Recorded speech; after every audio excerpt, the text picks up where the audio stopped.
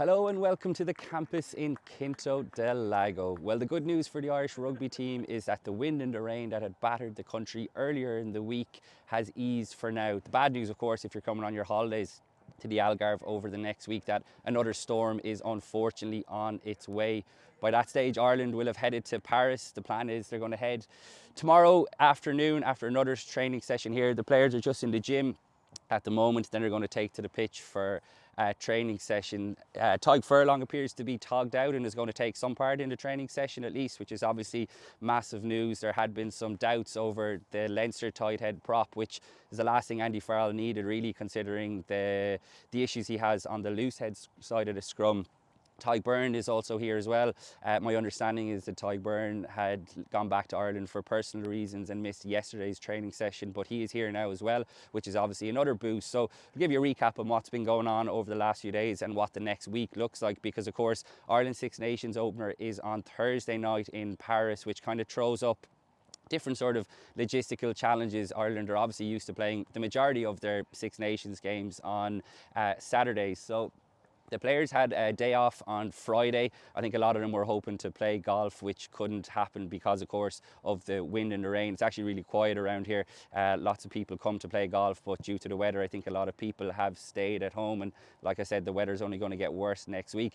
So the players had a day off on Friday. They trained here on Saturday. And now today on Sunday, they're going to train again. They'll have another session in the morning and then they'll fly to Paris. Then Tuesday morning, this is one to remember for Irish reporters back home.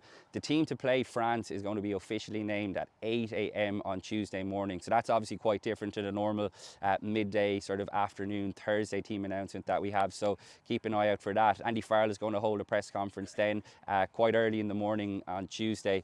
Then we're into the captain's run on Wednesday at the Stade de France, where we hear from Caelan Doris. And then, of course, the big one, Ireland against France. Look, the odds are stacked against Ireland, the injury issues like I mentioned, but having been in around the squad for the last few days over here in Portugal, I'd have to say the mood is quite bullish. You can imagine the team talk will write itself for Andy Farrell throughout the course of the week, in terms of, you know, everyone is writing off Ireland. France are the red hot favourites, and I think for a head coach who relishes adversity, he'll really try and tap into that. Whether it'll be good enough to beat France at home, of course, with Antoine Dupont back in the team, remains to be seen. But look, Ireland have gone to France and won an opening night of the Six Nations before. Think back to the 2024 Six Nations, when not many people gave them a shot in the Stade Velodrome in Marseille, and that was an outstanding Ireland victory. So that's not too long ago. A lot of the same sort of players will be involved. Andy Farrell, I think at this stage, will have a very good idea of his starting team. Now it's about just getting the players through the next couple of sessions unscathed before they start to taper off towards Thursday night. So we're going to have a press conference after today's session. We're going to hear from defence coach Simon Easterby and a few different of the players. We'll get the latest updates in terms of the fitness. Hopefully Tadhg Furlong is good to go. So make sure you stay tuned to the Irish Independent for all the latest coverage.